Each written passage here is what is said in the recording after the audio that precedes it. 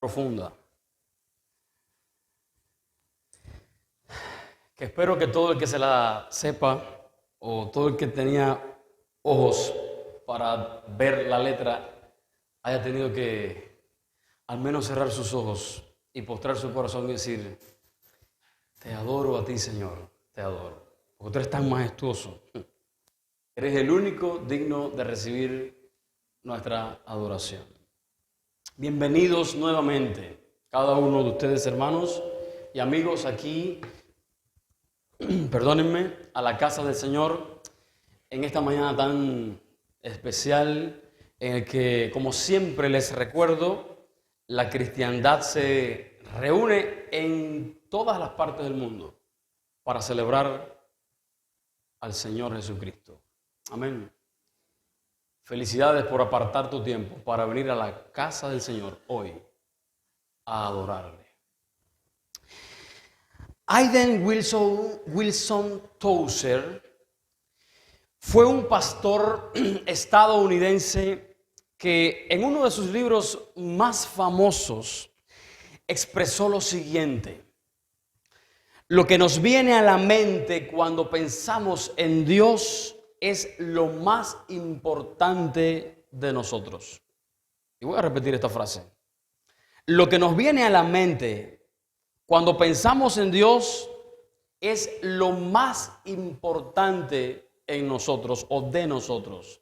Así que piensa tú ahora por un momento qué llegó a tu mente mientras cantábamos estos cantos espirituales y estos himnos que obviamente aluden al Señor. ¿Qué llegó a tu mente? Dice Tozer que lo que nos viene a la mente cuando nosotros pensamos en Dios es lo más importante de cada uno de nosotros, es lo más importante del ser humano. Y de esta manera Tozer enfatiza la importancia que reviste para cada ser humano y en especial para cada cristiano la idea o el concepto que tengamos de Dios. Esa idea, ese concepto que sobre todo los creyentes tenemos de Dios es muy, pero muy importante para cada uno de nosotros. Por esta razón, mis hermanos, cada uno de los creyentes, cada uno de nosotros debería anhelar en lo más profundo de su corazón tener una idea de Dios, pero una idea que se aproxime lo más posible a lo que en realidad es la esencia de nuestro Señor. Y claro está, por mucho que nos esforcemos en tener un concepto lo más acabado de Dios, nunca nosotros podremos tener un concepto acabado de Dios, porque lo único que podemos conocer de parte de Dios es lo que a Él le ha placido revelarnos en la creación. Pero más profundamente, nosotros podremos conocer a Dios lo que Él quiso revelarnos de Él en su palabra. O sea que hay cuestiones de Dios, hay atributos de Dios que nosotros no conocemos, porque son internos de Él. Él no los ha revelado. Y un día en gloria, entonces tendremos una comprensión exacta, profunda de quién es nuestro Señor. Y sabes algo, la única manera de nosotros formularnos un concepto adecuado acerca del soberano del universo es escudriñando día tras día lo que Él ha revelado de sí en su santa palabra.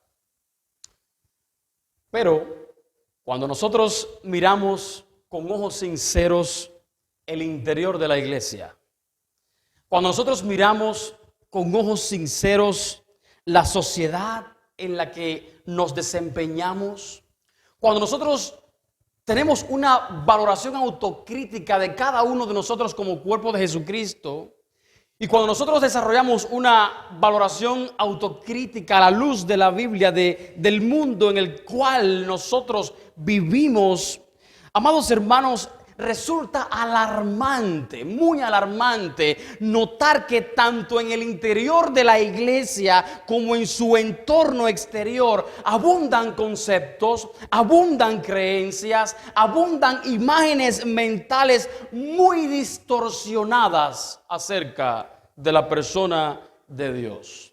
Tan así que algunos creyentes, tristemente, pareciera que para ellos Dios es una especie de mago de la lámpara al cual le pido un deseo y Él tiene que contestar mi deseo o cumplir mi capricho.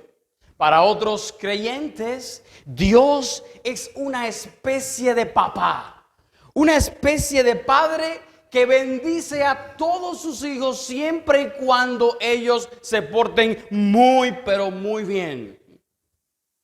¿Y qué decir de los no creyentes entonces, si los creyentes a veces estamos así? ¿Qué decir de los no creyentes? Bueno, para algunos de ellos, Dios es simplemente la naturaleza. Para otros no creyentes, Dios simplemente es una energía superior. Para otros no creyentes, Dios es un ente que puede existir o no puede existir, depende de la relatividad. O incluso hay algunos que creen que Dios es una especie de divinidad que se encarga de proporcionarnos la buena suerte. Y en el peor de los casos, amados, Dios simplemente, para el raciocinio de algunos, es una mera fantasía, una fantasía idealista en la que solamente creen aquellos que son catalogados por ellos mismos como fanáticos. Esa es la realidad triste y bochornosa que hay dentro de la iglesia, pero también en el entorno exterior de la iglesia. Y ante esta realidad, yo en lo personal concuerdo con lo dicho por uno de los teólogos más brillantes que nuestro continente americano ha dado en los últimos tiempos.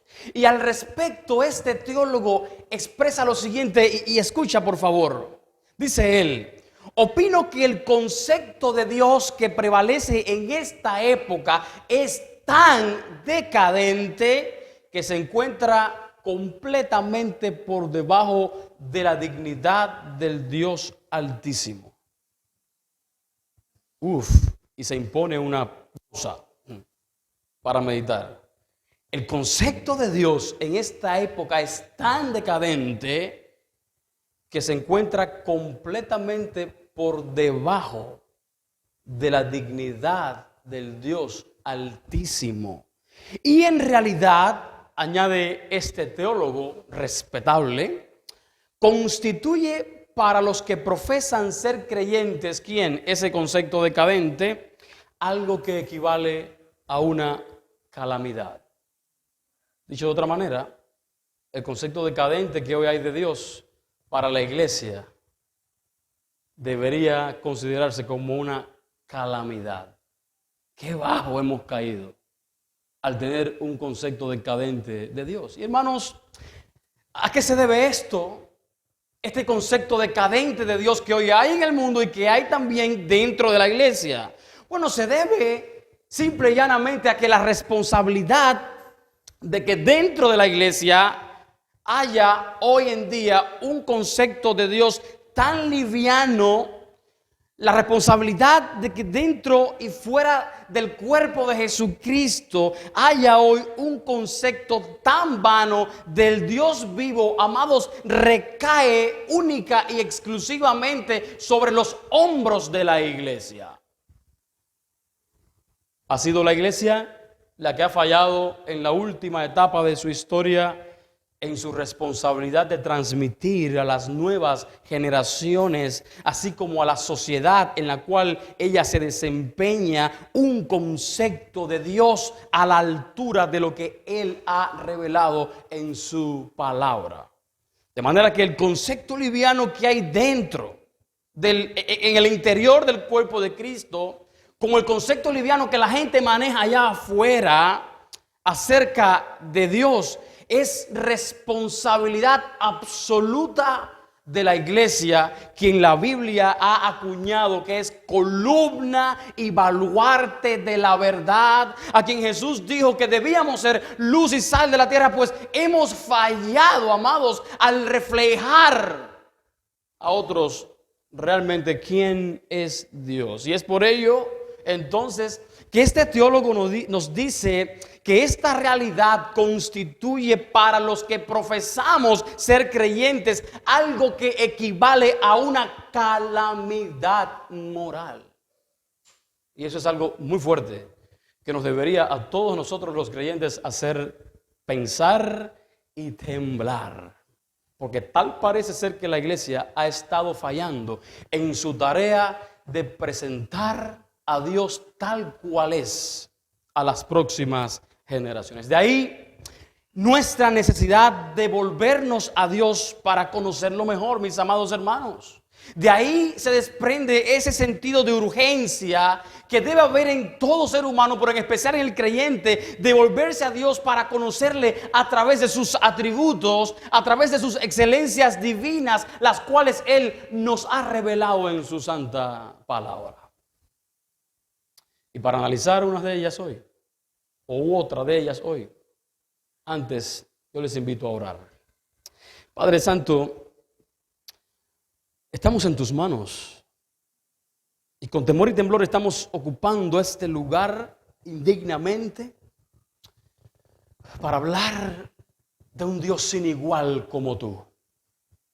Santifícanos, Señor, y permite que sea tu Espíritu Santo quien tome el control o quien siga teniendo el control de mi vida, mi corazón, mis labios, mi mente, para ministrar a tu pueblo, compartir a tu pueblo lo que estoy seguro viene de parte tuya para el día de hoy. Ayúdanos, Señor, a elevar nuestro concepto de ti. En el nombre de Jesús. Amén. Nadie hay como el Dios de Jesurún, que cabalga los cielos para venir en tu ayuda y las nubes en su majestad. Canten al Señor toda la tierra, proclamen de día en día las buenas nuevas de su salvación. Cuenten su gloria entre las naciones, sus maravillas entre todos los pueblos, porque grande es el Señor y muy digno de ser alabado. Temible es Él también sobre todos los dioses, porque todos los dioses de los pueblos son ídolos, mas el Señor hizo los cielos. Gloria y majestad están delante de Él, poder y alegría en su morada. Tributen al Señor, oh familia de los pueblos, tributen al Señor gloria y poder. Tributen al Señor la gloria debida a su nombre. Traigan ofrenda y vengan delante de Él. Adoren al Señor en la majestad de su santidad. Tiemblen ante su presencia toda la tierra. Ciertamente el mundo está bien afirmado, será inconmovible. Bendito eres, oh Señor, Dios de Israel, nuestro Padre por los siglos de los siglos. Tuya es, oh Señor, la grandeza y el poder y la gloria y la victoria y la majestad.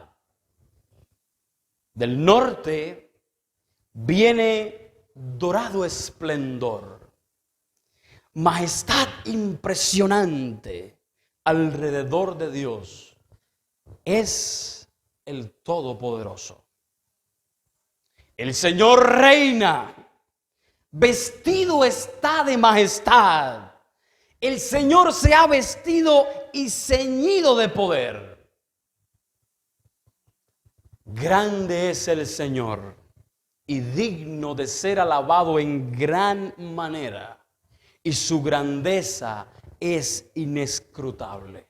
Una generación alabará tus obras a otra generación y anunciará tus hechos poderosos.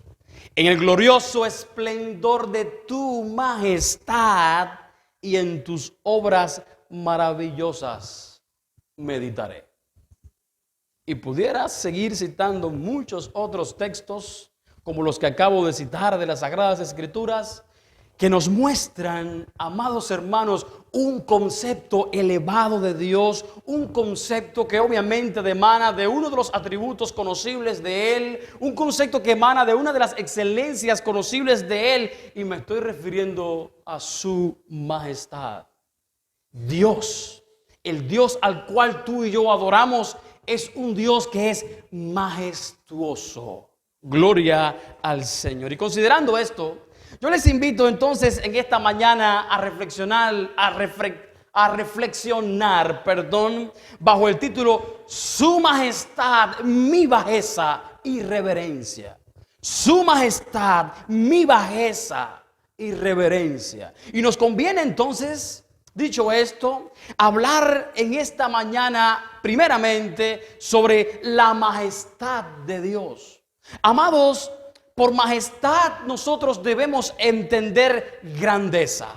Cuando vemos los medios de prensa de nuestra época que cubren las noticias que tienen que ver con los monarcas que aún hoy hay en pleno siglo XXI, nosotros nos damos cuenta que no solamente le llaman excelentísimo, no solamente le llaman su alteza.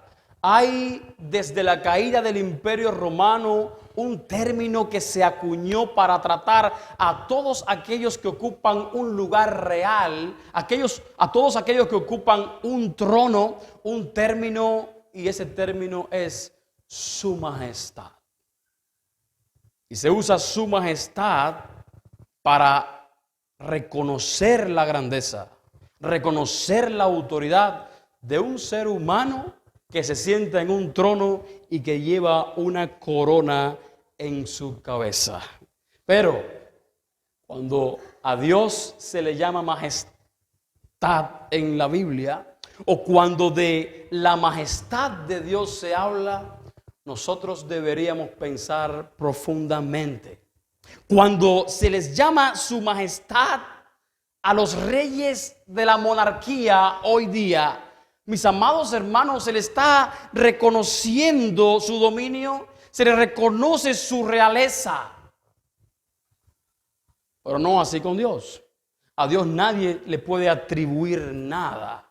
Cuando hablamos de la majestad de Dios, lo estamos haciendo simplemente para reconocer lo que intrínsecamente hay en Él. De manera que tu criterio y mi criterio acerca de Dios no lo afecta en nada a Él. No hay que atribuirle nada. Simplemente tenemos que reconocer en Él que hay una esencia majestuosa en su persona, porque Él es Rey. Amén. El Señor es majestuoso. En Él solo podemos reconocer su majestad, pues Él en sí mismo, mis amados hermanos, es la esencia de toda la majestad del universo. En Él se encuentra todo el poder y toda la gloria.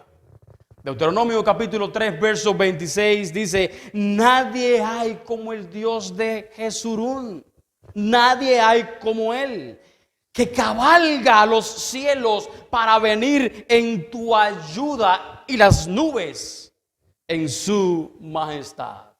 En Primera de Crónicas capítulo 29, versos del 10 al 11, se le otorga a Dios el monopolio, por decirlo de alguna manera, de la majestad. Nota conmigo, por favor, cómo dice: tuya es, oh Señor, tuya, es tu propiedad. Es, oh Señor, la grandeza y el poder y la gloria y la victoria. Y como si no bastara, en este salmo que se encuentra en Crónicas, se dice: y también la majestad tuya son. Por su parte, Job, en su reflexión, en su encuentro con Dios en medio del sufrimiento, en su diálogo con el Señor, en sus conclusiones acerca de Dios, refiere que al ser considerada la majestad de Dios por nosotros, ella nos causa temor y terror. O sea que la majestad de Dios no es nada que se debe considerar a la ligera.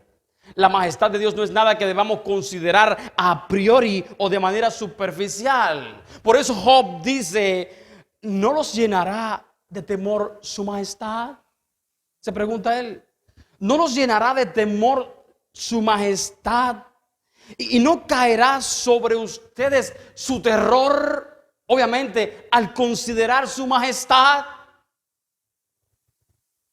Pero también nos describe en un lenguaje poético lo impresionante que es el esplendor de la majestad de Dios, al decirnos en el mismo libro de Job lo siguiente: del norte viene dorado esplendor, majestad impresionante hay alrededor de Dios. Qué gloriosa descripción. Hay un esplendor dorado. Tan solo su esplendor, e insisto, habla de esa majestad impresionante que hay alrededor de Dios, y tan solo alrededor. Pero en esta misma línea de pensamiento, mis hermanos, el salmista presenta a Dios como lo que Él es: el Rey de gloria que reina vestido de majestad. Y el salmista dice: el Señor reina. Pero ¿cómo reina el Señor? Bueno, vestido está de majestad. El Señor se ha vestido y ceñido de poder. Ciertamente, el mundo está bien afirmado. Será inconmovible. Gloria al Señor. Pero la revelación de la majestad de Dios, mis amados, estaría incompleta si no se nos presentara la gran realidad de que Dios es digno de recibir toda adoración por su majestad. Basta con leer algunos salmos para nosotros sucumbir ante esta solemne, a mi juicio, invitación. Tributen al Señor la gloria debida a su nombre. Amén. Tributen al Señor, dice el Salmo 29, verso 2, la gloria debida a su nombre, la gloria que su nombre debe recibir. Tributémosla todos. Adoren al Señor en la majestad, en el poder, en la grandeza sin igual de su santidad. Qué invitación tan linda. Amados hermanos, es impresionante cómo la Biblia nos describe la majestad del Rey de gloria, a quien tú y yo hemos venido a adorar en esta mañana. Pero tenemos que admitir también que hemos perdido cada uno de nosotros. No hay uno que no lo haya perdido. Todos hemos perdido, seamos creyentes o no, la capacidad de asombro. ¿Hemos perdido la capacidad de asombro ante la grandeza de Dios? Sí. ¿Cómo no vamos a perder entonces la capacidad de asombro ante lo mal hecho y ante el pecado? Hemos perdido, tenemos que reconocer, la sensibilidad espiritual que nos permite apreciar la belleza que hay en Dios. Eso también lo hemos perdido. Nos hemos quedado, creo yo, que demasiado cortos para responder adecuadamente ante la descripción que la Biblia nos hace de Dios. Y tal pareciera que las descripciones que encontramos en el texto sagrado acerca de Dios son apreciadas por una buena parte del sector evangélico actual como simples metáforas. Tal pareciera que la iglesia contemporánea, al leer la Biblia, al darse cuenta en las Sagradas Escrituras la descripción impresionante y sin igual que se nos presenta acerca de Dios, tal pareciera que nosotros al leer eso, lo que vemos son simples recursos literarios que embellecen una narrativa.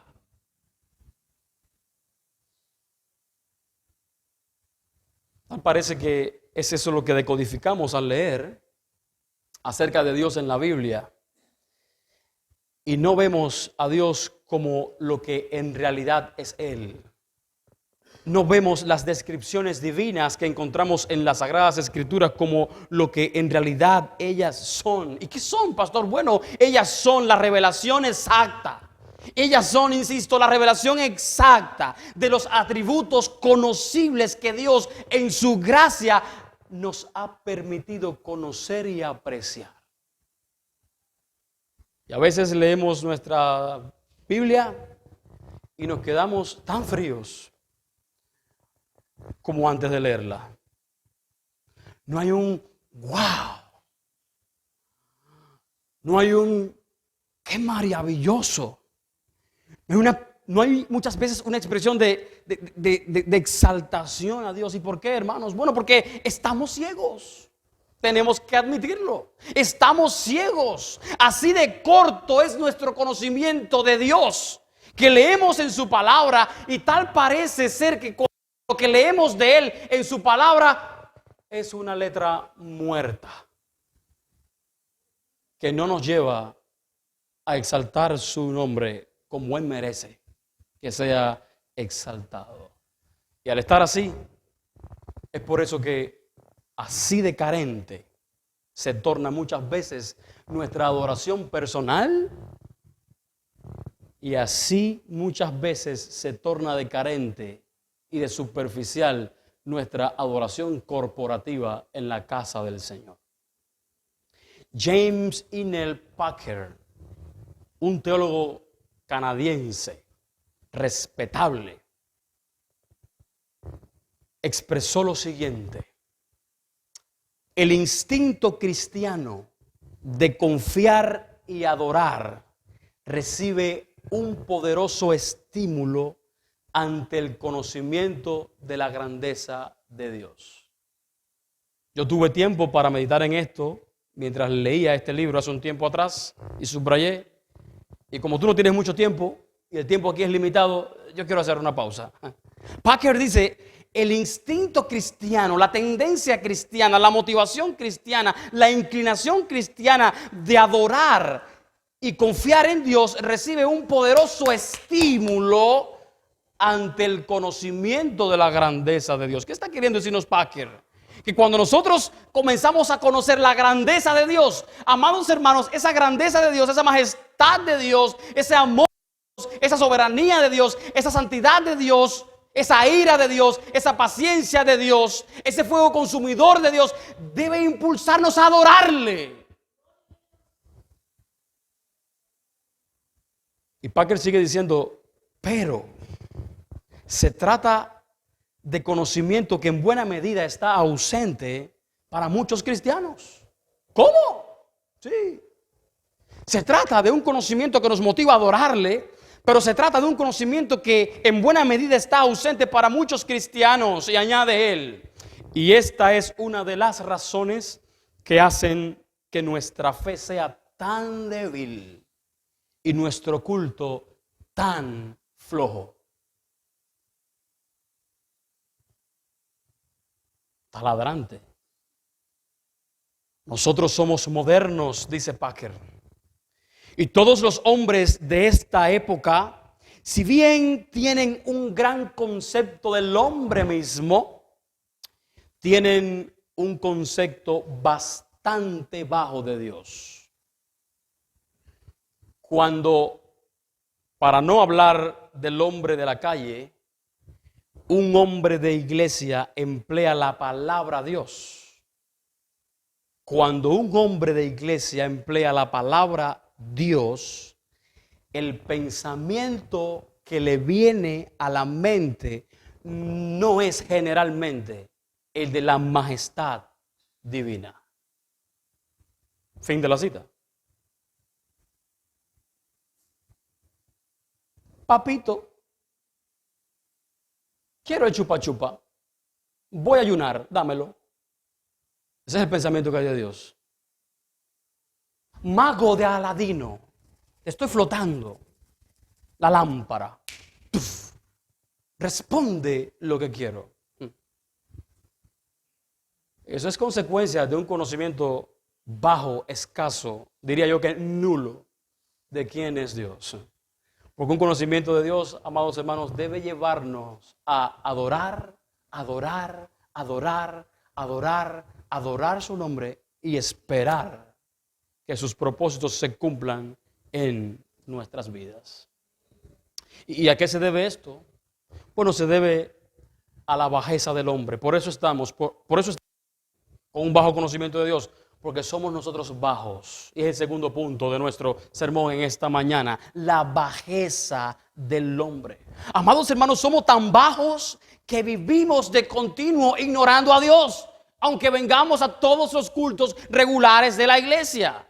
Somos tan bajos que constantemente muchos de nosotros estamos creando proyectos de vidas que giran en torno a nuestra voluntad y no en torno a la voluntad divina, y mucho menos se subordinan a la majestad de Dios, que es autoridad y poder.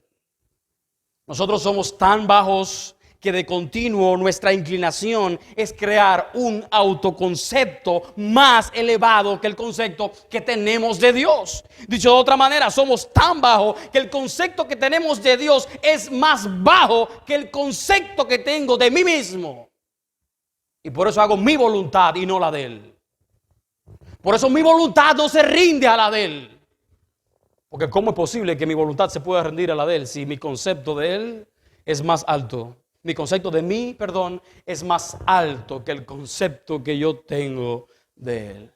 Somos tan bajos que incluso el salmista, al meditar en la majestad de Dios y pensar en la realidad del hombre a la luz de esa majestuosidad, escribe lo siguiente: oh Jehová, Señor nuestro, cuán glorioso es tu nombre en toda la tierra. Gloria al Señor. Has puesto tu gloria sobre los cielos. Y ahorita Dailín citaba un texto que yo me vi anoche en la madrugada tentado a insertarlo en el sermón, pero al final no lo hice. Y cuando ella lo mencionó ahorita, guiada por el Espíritu Santo, digo, wow, gracias Señor, porque el devocional es un complemento del sermón.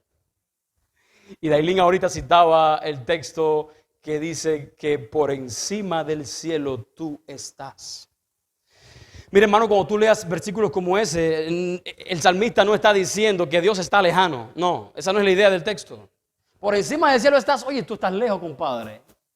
Tú oirás mi oración allá arriba. No, no es eso lo que dice el salmista. El salmista está diciendo, Dios es tan majestuoso que incluso está por encima del cielo.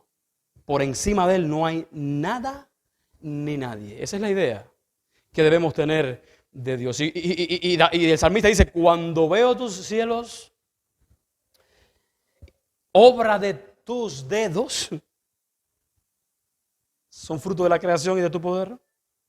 La luna y las estrellas que tú formaste. ¿Qué dice el texto? Digo, gloria al Señor.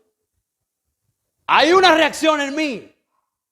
Lo que veo de ti, oh Dios amado, y el mensaje que me da lo que yo veo, tan solo lo que veo, ni siquiera lo que tú has revelado exactamente de ti, lo que yo veo, tus obras perfectas provocan en mí decir algo. Y mira lo que dice el salmista con respecto a tu bajeza y a mi bajeza. ¿Qué es el hombre para que tengas de él memoria? ¿Quién soy yo? ¿Qué es el hombre para que tengas de él memoria? ¿Y quién el Hijo del Hombre para que lo visites? Es interesante seguir leyendo el texto, pero sería tema para otro sermón y no voy a seguir. Pero el salmista hasta aquí reconoce lo que somos ante tanta grandeza, lo inmerecedores que somos de ser beneficiados por la majestad de Dios.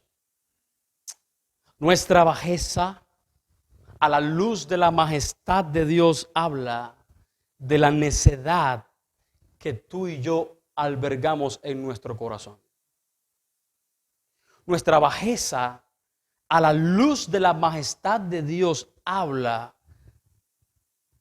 de la necedad que tú y yo albergamos en nuestro corazón. Somos necios al vivir nuestra vida cotidiana como si Dios no existiera, ignorándolo. Desde que despertamos en la mañana, ignoramos a Dios muchas veces. Somos necios al vivir ignorando los decretos del Rey majestuoso, lleno de gloria y poder. Y peor aún, el Salmo 14:1 nos dice que la bajeza de alguno es tanta que el necio ha dicho en su corazón, no hay Dios. Qué terrible. Oh hermanos, cuánto necesitamos tú y yo que la majestad de Dios nos vuelva a asombrar. Desde el jueves, el culto de Creciendo en Fe, estábamos adorando, abrí mi Biblia. Tuve que ir a un texto que me hablaba de la majestad de Dios. Salí del culto y seguía la majestad de Dios en mi mente. Llegó el viernes y seguía la majestad de Dios en mi mente. Oré y digo, Señor, es el próximo atributo.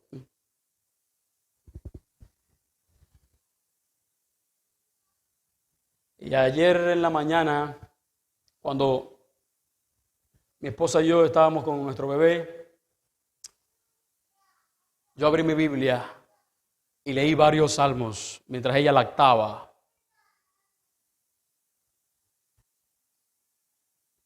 Y llegué a una conclusión. A pesar de mi lectura diaria, mi alma necesita, no sé la tuya, pero la mía necesita. A pesar de mi lectura diaria de la Biblia, sea cual sea el texto, mi alma necesita ir a los salmos para que ellos sean, junto con la otra porción de la palabra, el incentivo que diariamente me ayuden a poner mi mirada en Dios para contemplar su majestad, para contemplar cada atributo de Él y asombrarme de quién Él es. Y saben, eso no es fanatismo ni es histeria. El día que Dios deje de asombrarnos, ese día comenzamos a dar pisadas hacia un rumbo totalmente equivocado. ¿Cuánto necesitamos que la majestad de Dios nos vuelva a asombrar? ¿Cuánta falta nos hace que Dios vuelva a ser el centro de nuestra atención, no por una hora, sino durante todo el tiempo? ¿Cuán necesitados estamos tú y yo, amado hermano, amado amigo, de que el Dios que reina con poder y majestad cautive nuestra atención, cause en nosotros admiración, cause en nosotros asombro, cause en nosotros reverencia y cause en nosotros alabanza? ¿Cuán necesitados estamos de eso? Iglesia, huyamos de todo lo que nubla nuestra vista, por favor. Huyamos de todo lo que entorpece nuestra visión y comprensión de Dios. Amados hermanos, apartémonos de toda especie de distracción. El problema no está en Dios. Dios está empeñado en provocar en cada uno de nosotros interés por Él y asombro. En cambio, nosotros somos los que seguimos admirando lo que no es digno de admiración. Somos nosotros los que seguimos deleitándonos en lo que no trasciende. Somos nosotros los que seguimos dando prioridad a lo que no es prioritario y como consecuencia adorando a un Dios autofabricado conforme a nuestra propia cosmovisión de lo que creemos que es Dios y que está muy alejado, ese Dios autofabricado de la revelación divina. Como golpes de martillo a mi oído resonaron estas palabras que escribió un hombre muy ungido por Dios y que quiero citarte en esta mañana. Abre tus oídos, por favor. Dice este hombre de Dios: mantengámonos alerta. No vaya a ser que en nuestro orgullo Aceptemos la noción errónea de que la idolatría solo consiste en doblar la rodilla ante objetos visibles de adoración y que por tanto los pueblos civilizados se hallan libres de ella. Mantente alerta y no creas que la idolatría es tener una estampilla, arrodillarte ante ella. Mantente alerta, no creas que la idolatría era de los indígenas y los esclavos y de los católicos españoles. Sigue diciendo él, la civilización, la esencia, de la idolatría consiste en abrigar sobre Dios pensamientos que son indignos de Él. ¿Y qué es abrigar pensamientos que son indignos de Dios? Bueno, tener un conocimiento, tener un concepto y un conocimiento muy bajo de Dios, que no va en correspondencia con la grandeza del Dios Altísimo. La esencia de la idolatría consiste, añade este siervo de Dios, en abrigar sobre Dios pensamientos que son indignos de Él. Comienza en la mente y puede estar presente donde no se haya producido ningún acto de adoración. Pablo dice, añade este hombre, habiendo conocido a Dios, no le glorificaron como a Dios ni le dieron gracias, sino que se envanecieron en sus razonamientos y su necio corazón fue entenebrecido. Y añade él, a esto siguió la adoración de ídolos fabricados a semejanza de hombres y de aves y de bestias y de reptiles, pero esta serie de actos degradantes comenzó en la mente.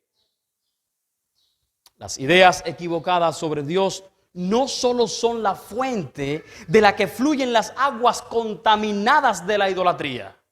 Ellas mismas son idolátricas. ¿Quiénes? Las ideas equivocadas sobre Dios son idolátricas.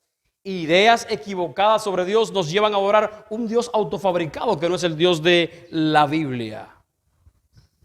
Nociones pervertidas sobre Dios. Concluye él. Pronto pudren la religión en que aparecen. ¿What? Diría un americano, ¿cómo? ¿Qué? Sí, hermanos, tú y yo podemos ser buenos bautistas, tú y yo podemos ser buenos cristianos o creernos eso, pero si nosotros tenemos nociones pervertidas de Dios, y aquí noción pervertida es un concepto inadecuado de Dios, un concepto bajo de Dios. No es que tú creas nada malo de Dios, no, es que tu concepto se queda corto, se nos queda corto en base a lo revelado. ¿Y por qué es eso? Porque estás autofabricado un Dios que no es el Dios de la Biblia. Pronto pudren nuestras creencias más sublimes y sinceras. Ahora, ¿cuál debería ser entonces nuestra actitud para con Dios? Hemos visto su majestad. Hemos visto el problema que nos impide considerar su majestad, que es nuestra bajeza, pero no podemos quedarnos con ese problema. El sermón estaría inconcluso. ¿Cuál debe ser mi actitud, tu actitud para con Dios? Dicho de otra manera, ¿qué espera Dios de nosotros? Su majestad es sublime. Mi bajeza me impide muchas veces centrarme en Él y considerarla. ¿Cómo deberíamos accionar entonces? Amado hermano, amado amigo que nos visitas en esta mañana, nuestra actitud hacia la majestad de Dios, nuestra actitud debe ser la reverencia de la majestad de Dios. Reverenciar a Dios es reconocerle como tal. Reverenciar a Dios es reconocerle como quien Él es. Reverenciar a Dios es transmitirle amor, devoción, respeto. Pero lo cierto es que no siempre es esa la tendencia de nuestro corazón humano, ¿verdad? No siempre es esa la tendencia que hay. Por tanto, para tú y yo poder reverenciar a Dios, necesitamos experimentar, mi amado hermano, mi amado amigo, un cambio de actitud en nuestro corazón. Y ese cambio de actitud comienza con el reconocimiento de mi bajeza y mi pecado ante su majestad. Oh, Dios, soy hombre pecador, mi vista está nublada, mis ojos están centrados en mí. Perdóname, porque estoy tan ensimismado que no veo más allá de mis narices. Soy insensible a tu revelación, soy insensible a tu palabra. Por ese reconocimiento de nuestra bajeza y nuestro pecado a la luz de la majestad de Dios, comienza la trayectoria de la reverencia y la pleitesía al único Dios majestuoso. Iglesia, tú y yo necesitamos darnos cuenta de cuán pecadores somos.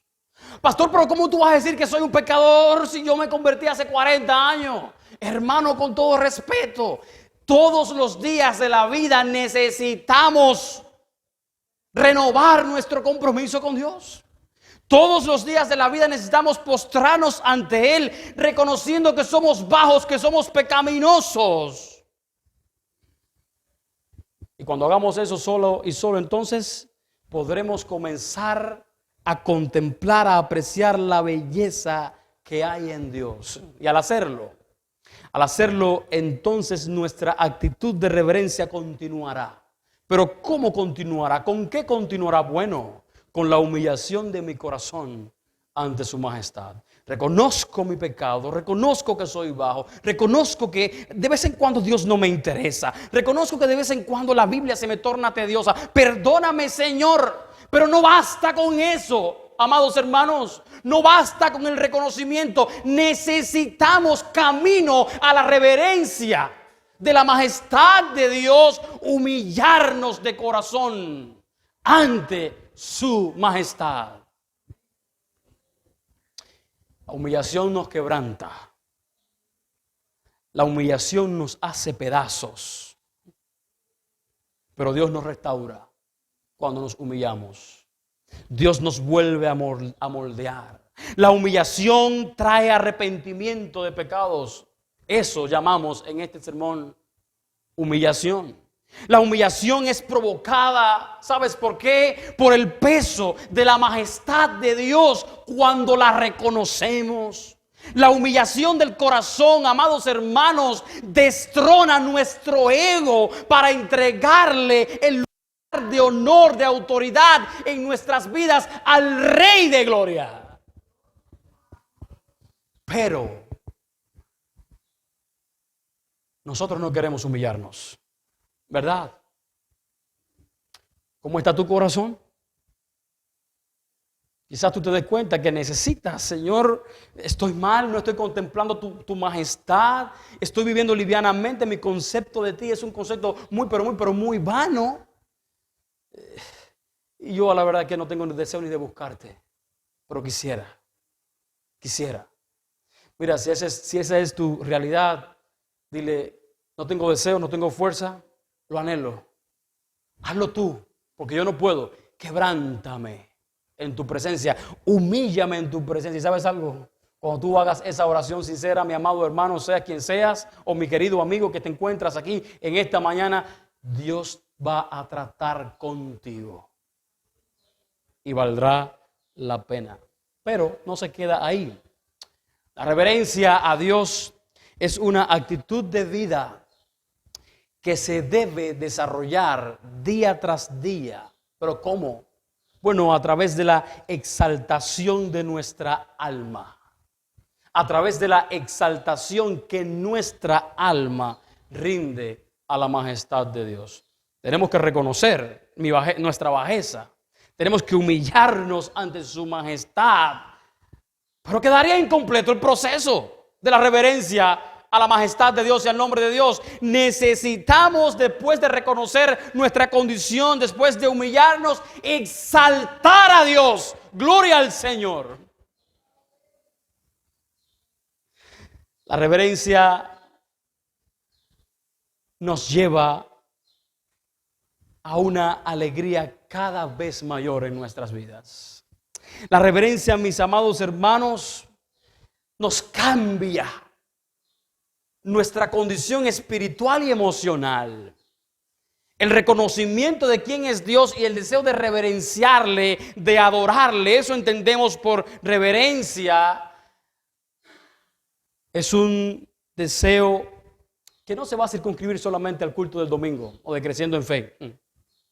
No se va a circunscribir solamente a la actitud que adoptamos cuando venimos a la casa del Señor cada domingo para adorarle, sino que es una conducta que tenemos como resultado de el vivir el evangelio diariamente.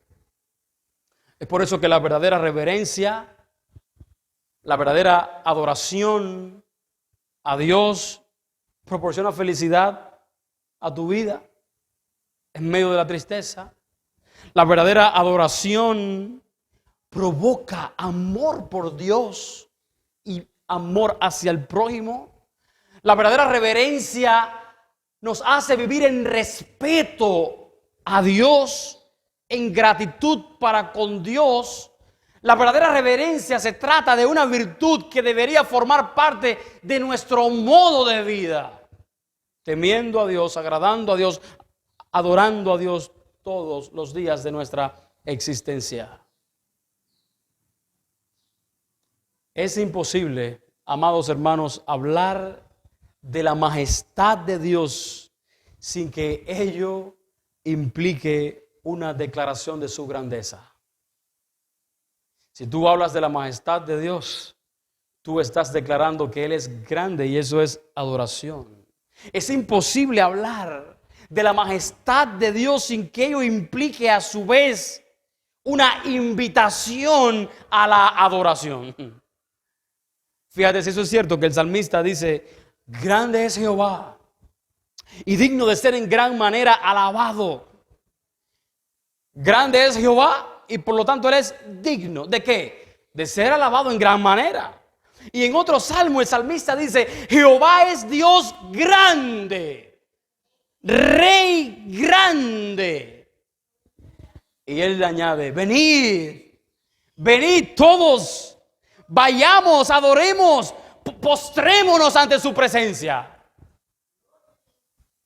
Es imposible que tú y yo oigamos, contemplemos, leamos de la grandeza y la majestad de Dios y nuestra alma no se humille, no se postre a adorarle por lo que Él es. El único digno de recibir alabanza, gloria y honor es nuestro Dios majestuoso, amado hermano. El único digno de recibir alabanza, gloria, honor y pleitesía es nuestro Dios majestuoso. Y a Él, y solamente a Él, nuestro corazón debe tributar alabanza por los siglos de los siglos. William MacDonald escribió: todos llegamos a ser como lo que adoramos. Ay, ay, ay. Cuando yo leí esto, me ericé.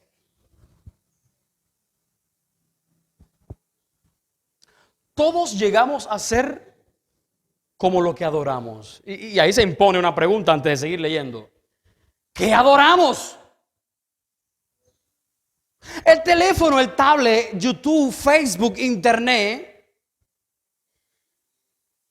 es lo que esta generación está adorando. Es lo que tú y yo semana tras semana adoramos. Cuando comenzamos a dedicarle más tiempo del que debemos dedicarle. El teléfono tiene que estar cerca de mí si estoy almorzando. El teléfono tiene que estar cerca de mí si estoy comiendo. El teléfono tiene que estar cerca de mí si voy a bañarme. El teléfono tiene que estar cerca de mí si voy al cuarto. Y si no lo hallo, ¿dónde está el teléfono? Y recuerda, adorar no es solamente postrarse de rodillas ante algo. Adorar, este tipo de idolatría, es prestar atención desmedida a algo o a alguien que no es Dios. Bueno, MacDonald dice: Todos llegamos a ser como lo que adoramos, ya sea que adoremos al dinero, la humanidad pecaminosa, los placeres carnales, las posesiones materiales o imágenes talladas. Comenzamos a representarlas y nos hacemos como ellas.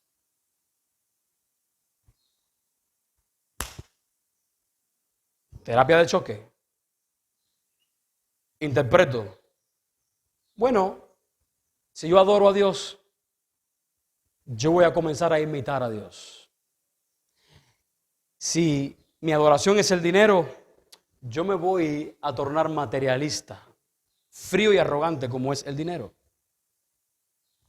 Si mi adoración son los placeres carnales, yo voy a tornarme como muy carnal.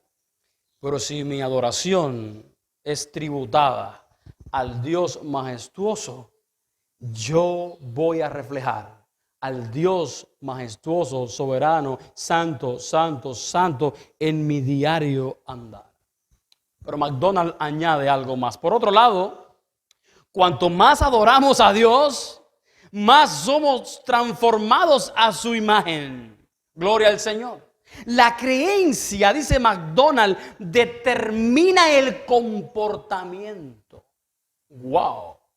Hermanos, el concepto que tenemos de Dios va a determinar el comportamiento de nuestras vidas a diario. Por eso cuando un cristiano está en pecado y quiere priorizar su pecado, no quiere apartarse de su pecado, lo sentimos. Tú estás pisoteando la sangre de Cristo. A ti Dios no te importa. Por lo tanto, tal parece ser que tú no eres parte del cuerpo de Cristo. Tal parece que tú no has sido regenerado. Por lo tanto, arrepiéntete, oh pecador.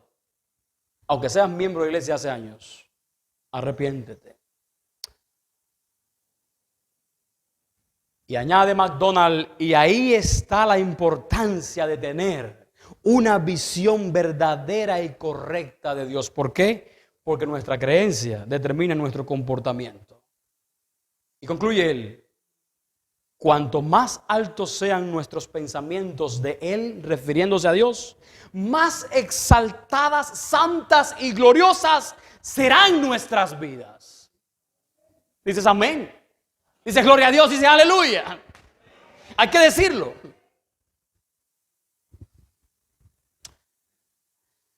Iglesia, es menester, se nos hace imperiosa necesidad que revisemos nuestro concepto de Dios. Esa es mi conclusión. Pero más urgente aún nos es relacionarnos diariamente con Él para poderle conocerle personalmente. Una relación superficial con Dios traerá como resultado una idea muy vaga, muy superficial de quién Él es. Y por lo tanto provocará en nosotros una adoración difusa, religiosa y vana, si es que a eso se le puede llamar adoración a Dios. Presta atención por un momento, porque a mi juicio mejor no se pudo decir. Dijo un famoso teólogo, la obligación más fuerte de cuantas pesan sobre la iglesia cristiana de hoy consiste en purificar y elevar su concepto de Dios. De otra manera, la prioridad de la iglesia actual es corregir y profundizar su concepto de Dios, porque la iglesia debe estar viviendo una vida tan vana, que esa vida vana que la iglesia de hoy vive refleja que su conocimiento de Dios es carente, es también muy vano. Añade este autor, en todas sus oraciones y trabajos, esto debería ocupar el primer lugar. Le haremos, y esto es un desafío para nosotros, iglesia, le haremos el mejor de los servicios a la próxima generación de cristianos si les entregamos sin amortiguar ni disminuir ese noble concepto de Dios que recibimos de nuestros padres hebreos y cristianos de generaciones pasadas.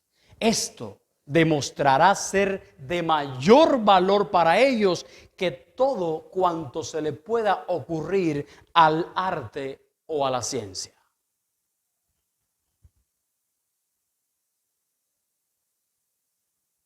¿Qué concepto de Dios está viendo reflejado en tu vida y en mi vida el nuevo creyente que ha venido a Cristo por estos días? ¿Amas?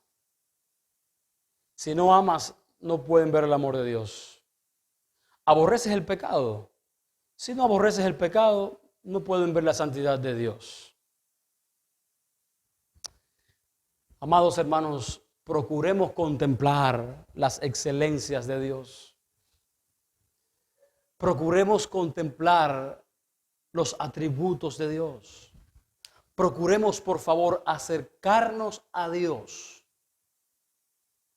para conocerle a Él más que para conocer de Él. Contemplemos su majestad y adoremos al Señor de todo corazón. Te invito a cerrar tus ojos